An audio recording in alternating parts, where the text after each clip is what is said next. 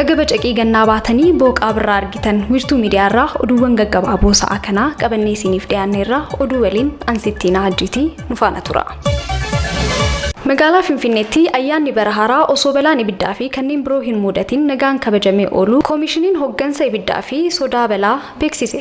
Hawaasni ergaawwan of eeggannoo kenname haala gaariin hojiirra oolchuuf deeggarsa taasiseefis koomishinichi galateeffateera. Hoggansi koominikeeshinii koomishinichaa obbo Nigaatuu Maammoo jala bultii kabaja ayyaana bara haaraa irraa jalqabee balaan ibiddaa fi balaan tasaa biroo osoo hin mudatin darbuusaas himaniiru. Hojii hubannoo uumuu hojjetameen hawaasni of eeggannoo barbaachisaa waan taasiseef balaan osoo mudatin ayyaanichi karaa nagaan akka kabajamu ta'uu keessatti gahee olaanaa qabas jedhaniiru.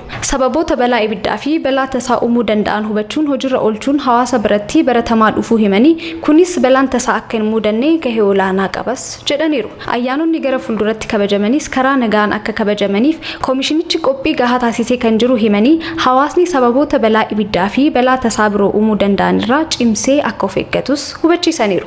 Balaan ibiddaa fi balaan tasaa biroo yeroo mudate bilbila 939 bilbila kallattii 0111555300 yookaan 0111568601 bilbiluun beeksisuun koomishinichi deebii hatattamaa balaa uumameef akka kennus beeksisaniiru jechuun tajaajila oduu Itoophiyaattu gabaase. Oduu biraatiin bara haaraa 2016 kanatti paarkilee agiroo industirii humna guutuudhaan gara hojiitti galchuuf hojjetamaa jiraachuu ministeerri industirii beeksise. Dureeyyiin 300 ol paarkilee misoomsuuf fedhii qabaachuu isaanii kan mul'isan yoo ta'u, oomishaalee agiroo industirii gara alaatti ergameerraas doolaarri miiliyoonii 40 argamus himame.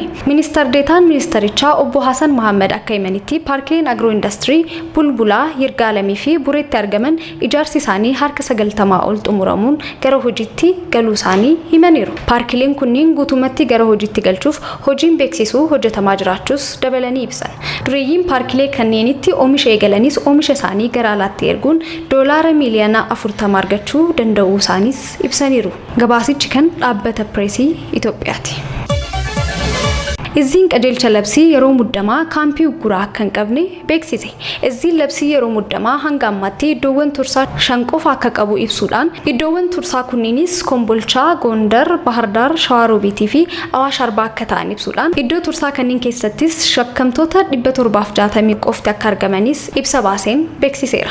Boordiin qorataa labsii yeroo hatattamaa fi koomishiniin mirga namummaa Itoophiyaa haala shakkamtoota irra jiran daawwatu isaanis ibsameera. Iddoowwan garaagaraatti suuraa adda addaa maxxansuun kaampiin daa'immanii fi namoota guddaa itti ugguramanidha jedhamus soba akka ta'ee fi sababa labsii yeroo muddamaatiin beekamtii izziin ala namoota hidhuu fi ugguruun yakka seeraan kan nama gaafachiisu ta'uu ibsi kun beeksiseera.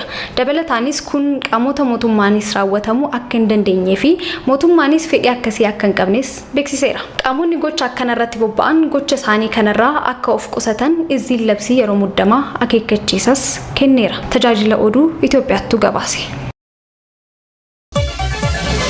Dhumarrattis balaa lolaa Liibiyaatti mudateen lakkoofsi namoota lubbuun darbanii 5,300 caalu ibsame. Namoonni 10,000 ol achi buteen isaanis dhabameera. Lakkoofsi namoota lubbuun darbanii dabaluu akka danda'u aangaa'onni biyyattis ibsaniiru. Lubbuu baraartonni hojii lubbuu baraaruu fi namoota miidhaman barbaachuu itti fufuus eerameera. Biyyoonni garaagaraa rakkoo Liibiyaatti mudateef deeggarsa ariifachiisaa Liibiyaaf ergaa jiraachuu isaanis ibsameera.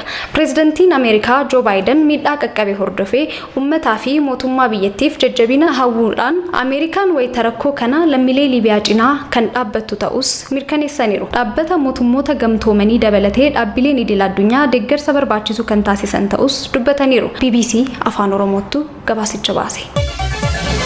Ammas irra deebiidhaan baga bara haaraa 2016 nagaan isin ga'e jechaa oduuwwan gaggabaaboo guyyaa kanaaf isiniif qabanne kanneen turan. Qophiiwwan wiirtuu miidiyaa hafan wajjin turtii gaarii.